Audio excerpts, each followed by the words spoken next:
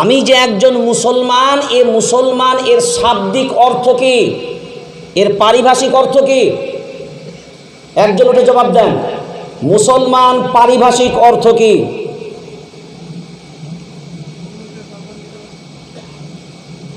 জিন্দেগিতে পারিভাষিক অর্থ শুনেছেন? মুসলমানের পারিভাষিক অর্থ কি? আর জিন্দেগিতে যতক্ষণ পর্যন্ত মুসলমানের পারিভাষিক অর্থ না জানবেন, ও ব্যক্তি প্রকৃত মুসলমান হতেই পারে না। ওয়ারাসাতুল আম্বিয়া।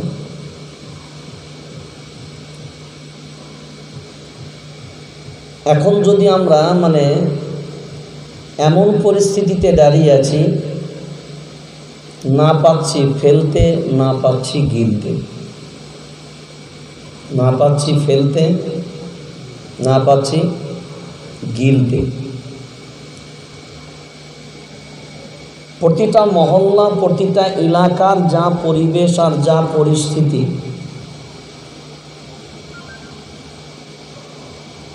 আমি তো এখনো পর্যন্ত পাইনি। 3টে দেশ সফর করলাম এ বয়সে, 3টে দেশে মাহফিল করলাম, বাংলাদেশ, নেপাল, হিন্দুস্তান। আর ভারতবর্ষের খুব কম রাজ্য আছে যে আমি যাই না, কিন্তু তারপরেও আমার জীবনের তিক্ত অভিজ্ঞতা এই বয়স থেকে বা পশ্চিমবাংলার এক প্রান্ত থেকে আর এক প্রান্ত চষে বেরিয়ে আমি পেলাম না এমন কোনো জায়গা, নজরে আসলো না যেখানে মসজিদের ইমাম তাদেরকে নিয়োগ করার পরে বলে দেওয়া হলো, হুজুর টেনশনের কিচ্ছু নাই, কোরআন সুন্নাহর আলোতে যে কথাগুলো, যে যা বিষয় হক থাকবে, আপনারা বুক ফুলিয়ে বলুন, আমরা মসজিদ কমিটি আপনাদেরকে পূর্ণাঙ্গ সাপোর্ট দেব। আপনাদের এলাকায় কিরকম মসজিদ কমিটি আছে? কথা বলেন, আওয়াজ দেয়। এরকম মহল্লা, মুসলিম মহল্লার লোক খুঁজে পেয়েছেন আপনাদের নজরে? কমিটিও যদি সেই কথাটাকে কমিটি না বলে, গ্রামের মানুষের একটাই বক্তব্য, দেখো সেক্রেটারি স্যার, ইমাম এমন রাখবে বাবা, তোমাকে সেক্রেটারি করেছি, মাতোয়াল্লি করেছি, কিন্তু ইমাম যেন এমন হয় যেন কারো পা চাটা গোলাম না হয়। যা হক আছে তিনি আমাদের সামনে তুলে ধরবেন, আর আমরা ওনাকে সহমত পোষণ করছি। উনি যদি কোরআন হাদিস ভিত্তিক, কোরআন সুন্নাহ ভিত্তিক শরীয়তের সমস্ত দিকগুলো যদি আমাদের সামনে তুলে ধরেন, আমরা যদি ভুল পথে চলি, ওনার সাথে আমরা সহমত পোষণ করে আমরা আমাদের জীবনগুলোকে, জিন্দেগিগুলোকে ওইভাবে করে পরিবর্তন করব। এমন কোনো গ্রাম আছে? সেই গ্রামের নামটা আমাকে বলেন, আমি আমার সংগঠনের পক্ষ থেকে পুরস্কৃত করব এই গ্রামটাকে।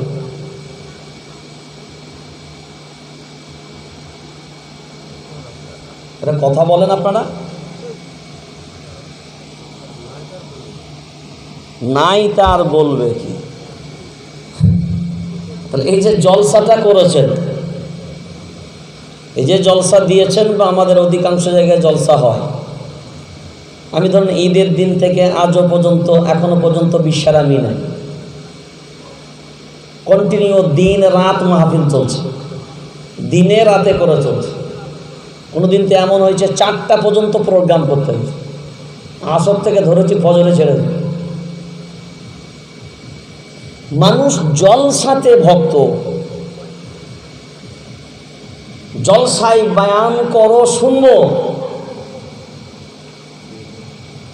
তোর কাছ থেকে শুনে তোকে ভাড়া করে নিয়ে এসেছি, টাকা দেব, কিন্তু মানব, কথা বলেন, মানব না। এই যে একটা কারণ, যার কারণেই বলছি, আমরা যদি উপরে থুতু ফেলি, আমার থুতু আমার গায়েই পড়বে। আমি বয়ান করব কার ব্যাপারে? আমি দিনের দাওয়াত কাদের দেব? আমাকে বলেন, দিনের দাওয়াত কাদের দেব? মুসা নবী দিনের দাওয়াত দিয়েছিলেন কাকে? ফিরাউনের দরবারে। বিশ্বনবী দিনের দাওয়াত দিলেন আবু জাহিল, আবু লাহাব, উতবা, সাইবা। আমরা এখন দাওয়াত দিতে এসেছি কাদের? আরে কথা বলা লাগবে আপনাদের। চুপ থেকে অনেক সর্বনাশ করেছেন। এখন আমরা দাওয়াত দিতে আসছি কাদের? তবলিগ জামাত যে যাচ্ছে গ্রামে গ্রামে, কাদের দাওয়াত দিতে যাচ্ছে? ফুরফুরার যে ভাই সাহেবরা আসছে জলসা করে করে যাচ্ছে, কাদের দাওয়াত দিয়ে যাচ্ছে? আরে কথা বলেন। তা দিনের কথা কাদের শোনাতে হয়? যারা দিনের কথা শোনেনি, দিনের কথা বুঝে না, যারা রাতের অন্ধকারের মতন জীবনটা অন্ধকারে ডুবে আছে, দিনের কথা তাদের শোনাবো। এখন বলেন, বর্তমানে অন্য জাতিকে দিনের দাওয়াত দিবা যতটা জরুরি, তার থেকে বেশি জরুরি আমার জাতের ন্যাংটাগুলোকে। ল্যাংটাগুলো বোঝেন? ওটা এক্ষুনি বুঝবেন না, একটু পরে বোঝাচ্ছি।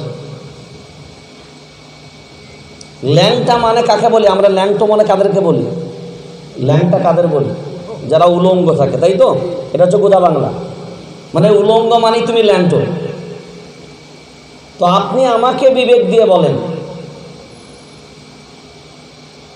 এখানে যারা বসে আছেন বক্তব্য শুরু করার আগে, কারণ আপনারা সবাই জানেন যে আমি যেখানেই যখনই বক্তব্য রাখি, আমার বক্তব্যের শুরুতে কয়েকটা প্রশ্ন থাকে। এখানে যারা বসে আছেন, যাদেরকে আল্লাহ এখানে হাজির করিয়েছেন,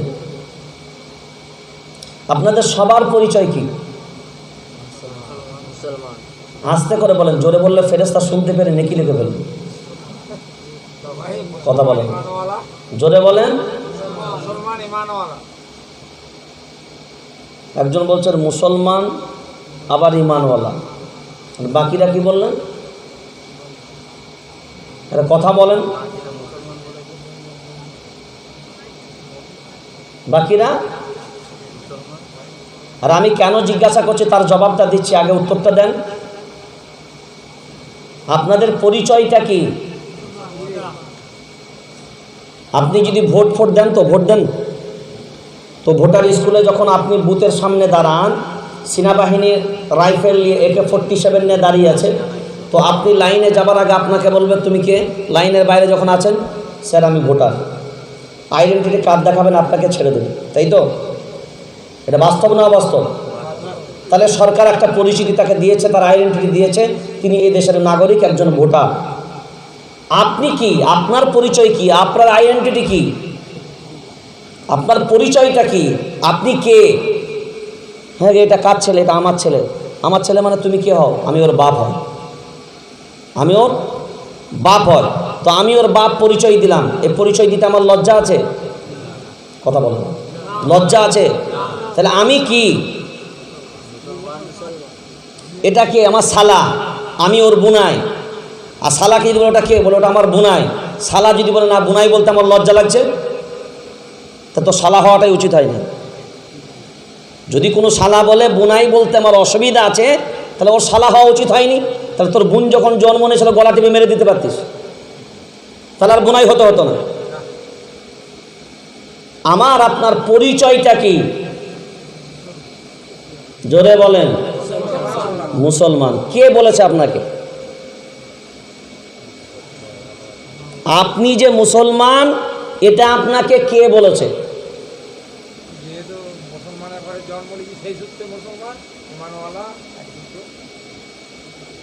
আপনাকে বলেছে কে?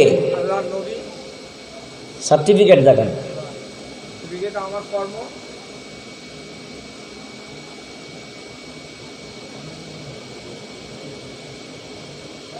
কর্ম দেখতে পাওয়া যাবে মানুষের? মানুষের কর্ম দেখতে পাওয়া যাবে?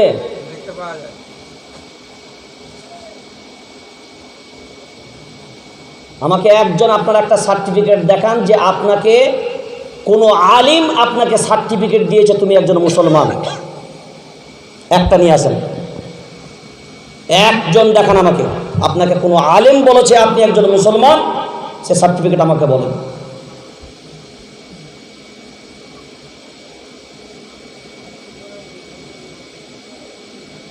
মুখে বলা খুব সহজ আমাদের কাছে, সেটা বক্তব্যটা শুনুন। মুখে বলা আমাদের জন্য অনেক সহজ। আমি যে একজন মুসলমান, এ মুসলমান এর শাব্দিক অর্থ কি, এর পারিভাষিক অর্থ কি? একজন উঠে জবাব দেন, মুসলমান পারিভাষিক অর্থ কি?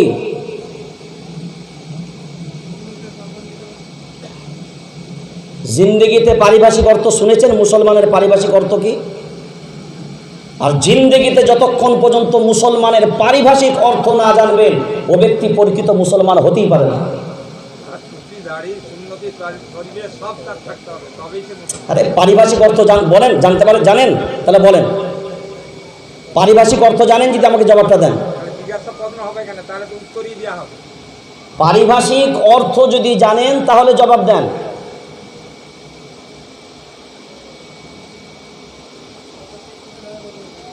কারণ আমরা শুধু বাহ্যিকে একটা জবাব দিই, আমরা ইমানদার। ইমানদারের পারিভাষিক অর্থ জানি না, শাব্দিক অর্থ জানি। এক কথাই বলবো, বিশ্বাস করা। এক কথাই জবাব হবে, বিশ্বাস করা। পারিভাষিক অর্থ যতক্ষণ পর্যন্ত প্রকৃত জানতে না পারবো ততক্ষণ পর্যন্ত এর টোটাল ইমানের অর্থটা প্রকৃত বুঝতে পারবো না। ইমানওয়ালার কাছে আল্লাহর দাবি কি, ইমানওয়ালা দুনিয়াবাসীর কাছে কি দাবি রাখে, ইমানওয়ালার প্রকৃত পরিচয়টা কি, একজন মুসলমান তার শাব্দিক অর্থের সাথে তার আসল পারিভাষিক অর্থটা কি।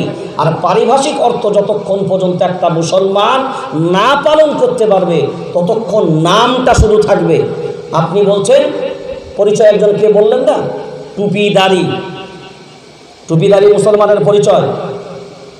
জবাব দেন, টুপি আপনার মাথায় আছে না নাই? আছে। থানার প্রত্যেকটা পুলিশকে মাথায় দেখেন টুপি আছে না নাই? কথা বলেন। ও টুপি পরে। থানার প্রত্যেকটা পুলিশ, প্রত্যেকটা প্রশাসন টুপি পরে। টুপিটাই যদি মুসলমানের পরিচয় হয় তাহলে ওরাও তো টুপি পরে। ইহুদিরাও টুপি পরে, ইহুদিদের টুপি মাথার এই জায়গায় থাকে, ওরাও টুপি পরে। আপনি পাগড়ি পরেন, আপনার থেকে বড় পাগড়ি শিখ ভাইরা পরে। কথা বলেন এরা। আপনি বলবেন দাড়ি দিয়ে পরিচয় বললেন, এটা দাড়ি, পারিভাষিক অর্থ বুঝার ক্ষমতা নাই, পারিভাষিক অর্থ জিন্দিগিতে আমরা বুঝি নাই। তার একটাই কারণ হলো ডাক্তারের কাছে যাই আমরা নিজেদের ট্রিটমেন্টের জন্যে, আমার বিমারের জন্য ডাক্তারের কাছে গেলাম, ডাক্তারের কাছে গিয়ে বললাম স্যার এমন হচ্ছে, এই অসুবিধা, আমি যখন নামাজ আমার এই খেতে গেলে এই হয়, শুতে গেলে এই হয়, বাথরুমে গেলে এই হয়, থাকলে এই হয়, ঘুম থেকে উঠলে হয়। ডাক্তার 14খানা রিপোর্ট লিখে দিল। ওই 14খানা রিপোর্টটা করিয়ে নিয়ে আসার পরে ডাক্তার যখন আপনার রিপোর্টটা দেখছেন, আপনার চেহারা দেখছে, ইস গো সলিমুদ্দিন ভাই তোমার অবস্থা তো খুব খারাপ গো। টেনশন বাড়বে না কমবে? কেন বলেন তো? রিপোর্ট, কথা বল, রিপোর্ট। আচ্ছা রিপোর্টটা করিয়ে নিয়ে এসে রিপোর্টটা আপনি নিজেও ঘরে দেখে নিতে পারেন। কথা বলেন, জোরে বলেন। তো আপনি এটাই যদি আপনার এটা ভাবতে পারেন, এটা বুঝতে পারেন, তো আপনার জিন্দেগিটা কোনো আলিমের সামনে দাঁড় করিয়েছেন। বর্তমানে যদি তালাশ করে জিজ্ঞাসা করা হয় কয়টা সাধারণ মুসলমান যারা নিজেদেরকে দাবি করেন, আজ বলছি টুপি পরিচয় মুসলমানের, দাড়ি দিয়ে পরিচয় মুসলমানের। ওরে দাড়ি কার নাই? রবীন্দ্রনাথ ঠাকুরেরও দাড়ি ছিল, সেও তো হবে মুসলমান। গঙ্গাসাগর মেলাতে যতগুলো সাধু বাবা ছিল, নিচের দিকে তাকাতে হবে না, উপর দিকটা বলেন দাড়ি ছিল না ছিল না? এর কথা বলেন। তাহলে সেইগুলোও তো মুসলমান। আপনার থেকে লম্বা দাড়ি, শিখ ভাইদেরও দাড়ি আপনার তো একটা লিমিট আছে, তাদের তো লিমিট নাই, নাভি সহ আর কোথায় কোথায় টপকে গেছে। তাহলে আপনার থেকে বড় মুসলমান সেইগুলো হবে যারা আপনার থেকে বড় দাড়ি। টুপি দিয়ে মুসলমানের পরিচয় করাবেন। টুপি আপনার যেমন আছে অন্যেরও তেমন আছে। ইহুদিও টুপি পরে, আপনিও টুপি পরেন, প্রত্যেকটা খ্রিস্টান পর্যন্ত ক্যাপ টুপি পরে, টুপি তো পরে। আর কেউ পরেন গোল, কেউ পরেন লম্বা, কেউ পরেন খাটলা, কেউ পরে ক্যাপ টুপি, কেউ পরে ইহুদি টুপি, কেউ বলে পুলিশ টুপি। ডাক্তার সেও পর্যন্ত মাথায় টুপি। হোটেলের প্রত্যেকটা আপনার প্রত্যেকটা বাবুর্চি, হোটেলের প্রত্যেকটা ওয়েটার, তারাও পর্যন্ত মাথায় টুপি বলে। টুপিটা যদি মুসলমানের পরিচয় হতো আল্লাহর গোলাম, তাহলে তারাও তো মুসলমান হবে। দাড়িটাও যদি মুসলমানের পরিচয় হতো, তাহলে ইহুদিরাও দাড়ি রাখে, শিখ ভাইরাও দাড়ি রাখে, সাধু বাবারাও দাড়ি রাখে, রবীন্দ্রনাথ ঠাকুরও দাড়ি রেখেছিল। এমনকি নেতাজি সুভাষ বসু পর্যন্ত যখন ভারতবর্ষ ত্যাগ করে, তখন তিনি দাড়ি রেখেই এখান থেকে দেশ ত্যাগ করেছিলেন। আপনি যদি বলেন দাড়ি তাই পরিচয় হবে, বর্তমান ইন্ডিয়ান টিমে যতগুলো খেলোয়াড় আছে না নাই? বিরাট কোহলির নামটা জানেন? কথা বলে না, জানেন? দাড়ি আছে না নাই? মুসলমান হ্যাঁ না বলেন? কথা বলে না। তাহলে ওর তো পরিচয় দাড়ি দিয়ে। কথা বলে না, ওর পরিচয় তো দাড়ি দিয়ে। বহু যুবক এমন আছে, সেটা হিন্দু হোক আর অন্য হোক, ওই কোহলি মার্কা দাড়ি আছে না নাই বলেন? দাড়িও রেখেছে, এরাও রাখে আল্লাহর গোলাম। ওই দাড়ি দিয়ে মুসলমানের পরিচয় করা সম্ভব নয়। তারপরেও যদি দাড়ি আরো আগাতে চান, বর্তমান দেশের প্রধানমন্ত্রী শ্রীধর দামোদর মোদি মহাশয়, দাড়ি আছে না নাই বলেন? জোরে বলেন। সেও তো মুসলমান। দাড়ি টুপি এটা আমাদের বাহ্যিক দিক দিয়ে আমরা দেখি, কিন্তু বর্তমানে দাড়ি টুপিটা দিয়ে আপনি মুসলমানের পরিচয় করাতে পারবেন না। মুসলমানের পরিচয় প্রথমেই বললাম পারিভাষিক অর্থ জানা লাগবে। এই বর্তমান টেকনোলজি যখন উন্নত, সায়েন্স যখন উন্নত, বিজ্ঞান যেমন উন্নত, এই উন্নত মানের যুগে, টেকনোলজির যুগে কোনো মুসলমান যদি বলে আমি দিন বুঝি না, এখনো পর্যন্ত মুসলমান বুঝতে পারলাম না, তোমার মুসলমান বলাটাও তোমার জন্য লজ্জা হওয়া দরকার। টেকনোলজি এত উন্নত, সায়েন্স এত উন্নত, বিজ্ঞান এত উন্নত, এখনো যদি কেউ বলে না আমি বুঝি না, এটা আমি বুঝতে পারি না, এখানে যদি আজকে আমরা জিজ্ঞাসা করি, একজন হাত তুলে দাঁড়িয়ে বলেন কোন মানুষটা জানে না নামাজ পড়তে হবে? কথা বলেন। একটা বাচ্চাকে জিজ্ঞাসা করেন, একটা বাচ্চাকে জিজ্ঞাসা করেন কোন মানুষটা জানে না যে মদ পান করা যাবে না? কথা বলেন না। কোন মানুষটা জানে না যে সুদ খাওয়া যাবে না? কথা বলেন না। সবাই জানে। তাহলে তারপরেও সুদ হারাম এখন বলতে হয় কেন? এখন নামাজ পড়ার কথা এখন বলতে হয় কেন? যখন দাড়ি বর্তমান সময়ে ফ্যাশন হয়ে গেছে, এখনো কি মুসলমান দাড়ি রেখেছে? কথা বলে না। তাই যদি দাড়িটাই মুসলমানের পরিচয় হয়, তাহলে যাদের চেহারায় দাড়ি নেই ওগুলো তো তাহলে আপনাদের কথা অনুযায়ী মুসলমান বলাই যাবে না। কথা বলে। আমরা শুধু একটাই কথা, মুসলমানের বাড়িতে জন্মেছি, আমার আব্বা মুসলমান, আমার মা মুসলমান, ওই বাড়িতে জন্মেছি, আমি একজন মুসলমান, শুধু এইটা পরিচিতি। পরিচিত আমি মুসলমান আছি কি না একদিনও তালাশ করে দেখি না। খুব ভালো করে প্রত্যেকটা মানুষকে ভাবা দরকার, যে বংশে বিশ্বনবী জনাবে মুহাম্মদুর রাসূলুল্লাহ সাল্লাল্লাহু আলাইহি ওয়াসাল্লামের জন্ম, ওই বংশেতেই কিন্তু আবু লাহাবের জন্ম। জোরসে বলো। ওই বংশেতেই কিন্তু আবু তালিবের জন্ম। যে বংশে কাফেরের জন্ম, ওই বংশেই কিন্তু বিশ্বনবীর। কথা বলে না। আপনি যদি বলেন আমার আব্বা মুসলমান, আমার মা মুসলমান, হতে পারে তোমার আব্বা মুসলমান, তোমার মা মুসলমান, তাহলে বলো বর্তমানে ওয়াসিম রিজভী কার বাড়িতে জন্ম? তসলিমা নাসরিন কার বাড়িতে জন্ম?